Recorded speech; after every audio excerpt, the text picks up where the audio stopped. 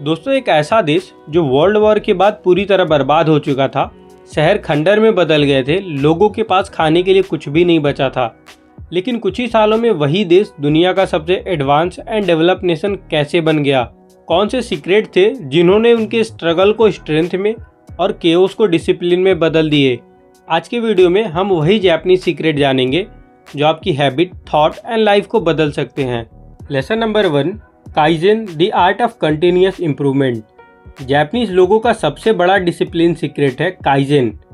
Kaizen दो Japanese word से मिलकर बना है। काई मतलब परिवर्तन और जेन मतलब अच्छा, यानी बेहतर के लिए परिवर्तन या कंटिन्यूअस इम्प्रूवमेंट।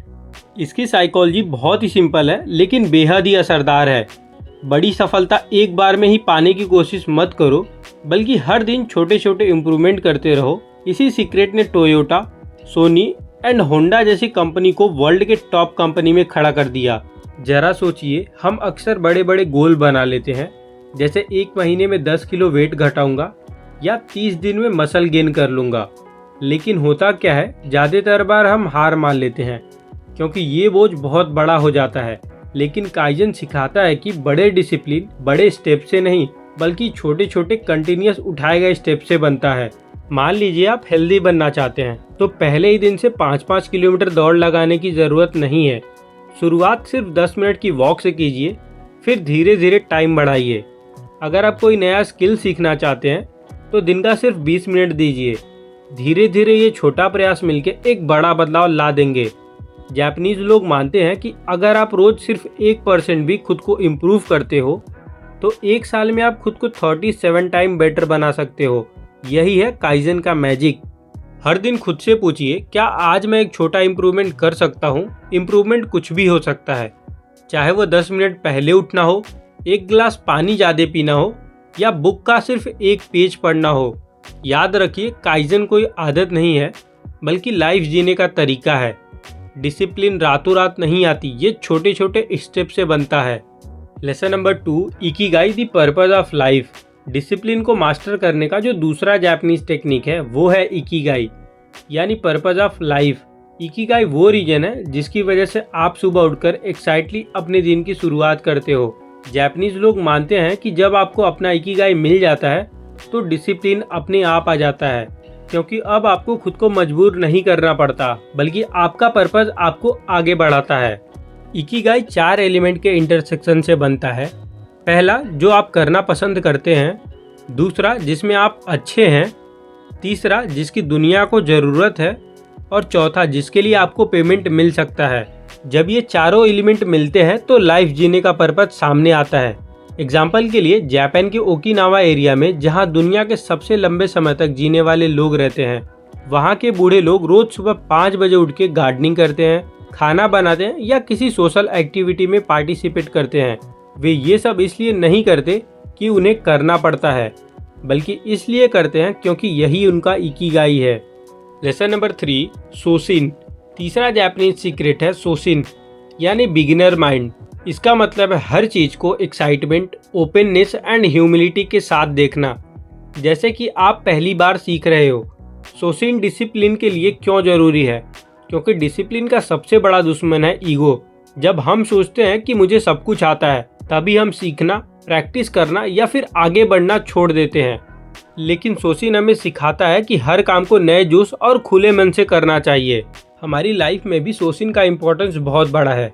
अगर आप कोई नया स्किल सीख रहे हैं तो जल्दी एक्सपर्ट बनने की जल्दीबाजी मत कीजिए, बल्कि शुरुआत करने वाले की तरह सीखने का आनंद लीजिए। अगर आप फिटनेस पे काम कर रहे हैं तो पहले ही दिन परफेक्ट बनने की उम्मीद मत कीजिए। धीरे धीरे खुद को इम्प्रूव करिए और आगे बढ़ते रहिए। किसी भी काम की शुरुआत से पहले खुद से कहिए, मैं एक बिगिनर हूँ और सीखने आया हूँ। ये सोच आपको फेलियर से डरने नहीं देगी और आपको डिसिप्लिन प्रैक्टिस करने में मदद करेगी। Lesson number 4, वाबी Sabi, embracing imperfection. Japanese की सबसे यूनिक सोच जो डिसिप्लिन को शेप देती है वो है वाबी साबी। इसका मतलब है इम्परफेक्शन एंड इनकम्प्लीटनेस को एक्सेप्ट करना। जहाँ वेस्टर्न लोग परफेक्शन को इम्पोर्टेंस देते हैं, वहीं जापानीज लोग खामियों में भी खुशी देखते हैं। अक्सर हमारा डिसिप्लिन इसलिए फेल हो जाता है क्योंकि हम परफेक्शन के पीछे भागते हैं। अगर हम नई हैबिट स्टार्ट करते हैं, जैसे एक्सरसाइज, पढ़ाई या फिर मेडिटेशन, तो हम उम्मीद करते हैं कि हर दिन बिना गलती के इसे हम फॉलो करेंगे। लेकिन जैसे ही किसी कारणवश एक दिन छूट जाता है तो हम गिल्ट और निराशा से भर जाते हैं और कई बार हम हैबिट ही छोड़ देते हैं।